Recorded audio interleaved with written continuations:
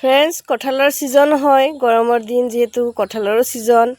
তেতিয়াহ'লে কঁঠাল অলপ আনিছিল, কঁঠালৰ পৰা গুটিবিলাক ওলাই লৈছোঁ। কঁঠাল নেখাওঁ যিহেতু বহুত গৰম, তো গুটিবিলাক ওলাই লৈছোঁ পিটিকা বনাবৰ কাৰণে।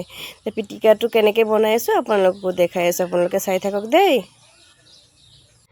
এয়া ফ্ৰেণ্ডছ, কঁঠাল অলপ ল'লোঁ। কঁঠাল যিহেতু নাখাওঁ সেইকাৰণে গোটেইখিনি এটা এটাকৈ ওলাই লৈছোঁ। গৰমত কঁঠাল খালে আৰু বেছি গৰম লাগে, সেইবাবে নাখাওঁ। এই কঁঠালৰ গুটিখিনি ধুই লৈছোঁ ধুনীয়াকৈ, আৰু এই কুকাৰত মাৰিম যিহেতু এয়া ধুই পেলাই অলপ পানী লৈ ল'লোঁ।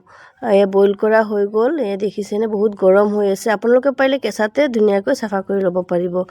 মই কুকাৰত মাৰি এতিয়া এয়া এটা এটা কৰি চাফা কৰি লৈছোঁ। ওপৰৰ অংশ যিটো ৰঙা ৰঙা থাকে সেইটো নেৰাওঁ, সেইটোত বহুত আইৰণ থাকে বোলে জানো, সেইটো কাৰণে এনেকৈ বখলাই লৈছোঁ। গোটেইখিনি চাফা কৰি নলওঁ, এয়া ৰঙা ৰঙাটো থাকিব। এনেকৈ কৰি এটা এটা কৰি গোটেইখিনি বখলাই ল'ম।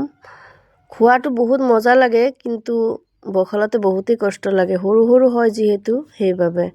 এয়া গোটেইখিনি বখলাই ল'লোঁ এটা এটা কৰি, আৰু এইফালে নেমু টেঙা অলপ চেপি ল'লোঁ। পিঁয়াজ আৰু জলকীয়া মিলাই এয়া পিটিকাটো বনাই ল'লোঁ। এয়া চাওকচোন পিটিকা আৰু হৈ গ'ল।